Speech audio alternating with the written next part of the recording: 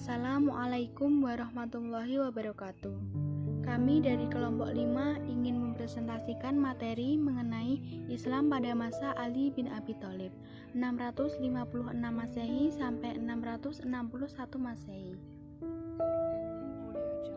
Sebelumnya, perkenalkan kami dari kelompok 5 yang beranggotakan Muhammad Yeri Kurniawan dengan NIM 2152310085, Dina Uswatun Hasanah dengan NIM 2152310093, Dina Islamiyah dengan NIM 2152311116. Di sini kami akan membahas materi mengenai yang pertama yaitu sifat dan kepribadian, yang kedua pola pemerintahan, yang ketiga ekspansi wilayah, dan yang keempat peradaban di bidang keilmuan, hukum, sosial, dan ekonomi.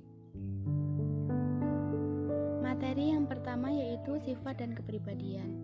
Sedari kecil Ali sudah hidup bersama Rasulullah SAW.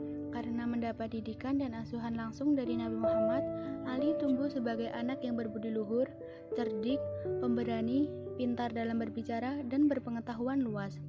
Ketika Nabi Muhammad SAW diangkat menjadi Rasul, usia Ali bin Abi Thalib belum genap 13 tahun. Akan tetapi, sebagai anak yang cerdas, ia sudah dapat menemukan kebenaran pada ajaran Rasulullah SAW. Ketika Rasulullah SAW mengajak keluarga masuk Islam, Ali bin Abi Thalib segera menerima ajaran Islam dan menyatakan diri sebagai pengikut ajaran Nabi Muhammad SAW. Ali termasuk as-sabiqun al-awwalun atau orang-orang yang pertama masuk Islam dari kalangan anak-anak. Pola pemerintahan pada masa Ali bin Abi Thalib. Langkah pertama yang dilakukan Khalifah Ali dalam pemerintahannya yaitu menarik kembali semua tanah dari pejabat yang menjadi harta milik negara. Dalam bidang politik, mengganti para gubernur yang dianggap kurang cakap, yaitu Ibnu Amir, gubernur Basrah, diganti dengan Utsman bin Hanif. Abdullah, gubernur Mesir, diganti dengan Qais bin Sa'ad. Muawiyah bin Abi Sufyan, gubernur Syam, diganti oleh Sahal bin Hanif. Umarah bin Shilhab sebagai gubernur Kufah. Ubaidah bin Abbas untuk wilayah Zaman.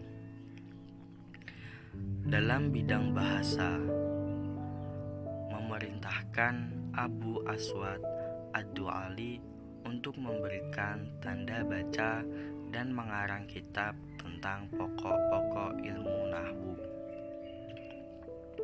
Dalam bidang pembangunan, Ali bin Abi Thalib berusaha membangun Kufah dengan mengatur tata kota supaya menjadi kota yang bersih dan memiliki tata ruang yang baik. Pada masa pemerintahannya, wilayah kekuasaan Islam meliputi Arab Saudi, Zaman, Oman, Uni Emirat Arab, Qatar, Irak, dan wilayah Iran. Ekspansi wilayah. Khalifah Ali tidak mementingkan misi keluar untuk melakukan ekspansi atau perluasan wilayah Islam. Karena itu, sepanjang periode kekhalifahannya tidak ada penambahan atau perluasan wilayah. Situasi sosial dan politik yang berlangsung saat itu mendesak Ali untuk mengamankan negara, menegakkan stabilitas, dan menciptakan persatuan umat. Peradaban pada masa Khalifah Ali bin Abi Thalib. Yang pertama di bidang keilmuan. 1. Ilmu tasawuf. Alasan mengapa Sayyidina Ali mengikuti garis pergerakan ini bukan karena tidak mengetahui asas-asas syariat. Sayyidina Ali mengetahui asas-asas agama Islam dan ilmu rahasia-rahasia Allah. Ilmu tasawuf meskipun merupakan jiwa dari kaidah agama Islam juga bisa menjadi alasan meninggalkan penetapan hukum-hukum agama. Karena itu, Sayyidina Ali ingin agar masyarakat mengikuti hukum-hukum ilahi dan tidak membolehkan mereka mencari rahasia-rahasia agama yang tidak dapat mereka pahami. 2. Ilmu hitabah. Sebuah kenyataan yang tidak diragukan lagi adalah bahwa Sayyidina Ali seorang orator yang sangat hebat. Pidatonya merupakan contoh penguasaan ilmu bahasa yang tinggi. Pidato-pidato Sayyidina Ali yang tidak berperasaan pun telah membuat gugup para jamaah dan juga membuat mereka bersemangat menghunus senjata-senjata untuk berperang di medan perang. 3. Ilmu nahwu. Pada masa Khalifah Utsman bin Affan, penulisan huruf hijaiyah dalam Al-Quran belum dilengkapi dengan harokat, sehingga bagi yang belum memahami bahasa Arab akan kesulitan membaca dan menimbulkan kesalahan fatal dalam membaca teks-teks dalam Al-Quran maupun hadis, terutama bagi pemeluk Islam di wilayah yang jauh dari Jazirah Arab. Mencermati hal itu, Khalifah Ali bin Abi Thalib menunjuk Abu Aswad ad-Du'ali agar merumuskan pokok-pokok pengembangan bahasa Arab, terutama ilmu nahwu, yaitu ilmu yang mempelajari tentang bahasa Arab. Dengan adanya ilmu nahwu, maka akan sangat membantu kaum muslimin secara umum memperdalam Al-Quran dan hadis sebagai sumber utama ajaran Islam.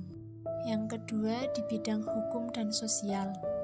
Kebijakan pemerintah pada masa Ali bin Abi Thalib di bidang hukum dan sosial diantaranya 1. Menumpas para pembangkang. Sepeninggal Utsman bin Affan, ketika Ali bin Abi Thalib memangku jabatan sebagai khalifah, tidak semua masyarakat Islam taat kepada pemerintahannya.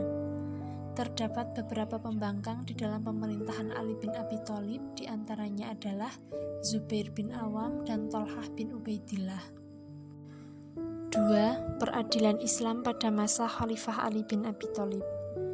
Kebijakan yang dilakukan hanya melanjutkan kebijakan-kebijakan yang telah ditetapkan oleh Khalifah Utsman bin Affan. Misalnya hal pengangkatan qadhi yang sebelumnya menjadi wewenang penuh pemerintah pusat, sekarang diserahkan kepada gubernur untuk mengangkatnya. Khalifah berpegang teguh kepada Al-Quran, Sunnah, kemudian merujuk pada khalifah sebelumnya. 3. Jawatan kepolisian. Pada masa pemerintahannya, Khalifah Ali bin Abi Thalib membentuk polisi yang terorganisasi secara resmi yang disebut dengan syurtoh, dan pemimpinnya diberi gelar Shahibus Syurtoh. Pada masa kekhalifahannya, selain membentuk jawatan kepolisian, Khalifah Ali bin Abi Thalib juga membangun rumah untuk dijadikan penjara.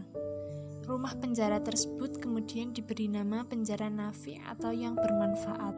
Yang ketiga, di bidang ekonomi. Kebijakan Khalifah Ali bin Abi Thalib di bidang ekonomi diantaranya 1. Pengaturan keuangan negara atau Baitul Mal. Masa pemerintahan Khalifah Ali bin Abi Thalib, kondisi Baitul Mal dikembalikan seperti posisi sebelum Utsman bin Affan. Khalifah Ali bin Abi Thalib menerapkan prinsip pemerataan dalam masalah pendistribusian harta Baitul Mal, serta memberikan santunan yang sama kepada setiap orang tanpa memandang status sosial atau kedudukannya dalam Islam.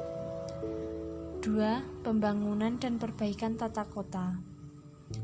Era pemerintahan Khalifah Ali bin Abi Thalib terdapat usaha positif yang dilaksanakannya, terutama masalah tata kota. Kufah merupakan salah satu kota yang dibangun pada masa pemerintahan Ali bin Abi Thalib. Pembangunan kota Kufah awalnya bertujuan untuk dijadikan basis atau markas kekuatan dari desakan para pembangkang. Seiring berjalannya waktu, kota Kufah kemudian berkembang menjadi sebuah kota yang sangat ramai dikunjungi, bahkan menjadi pusat pengembangan ilmu pengetahuan dan keagamaan. 3. Zakat, jizyah, dan pajak.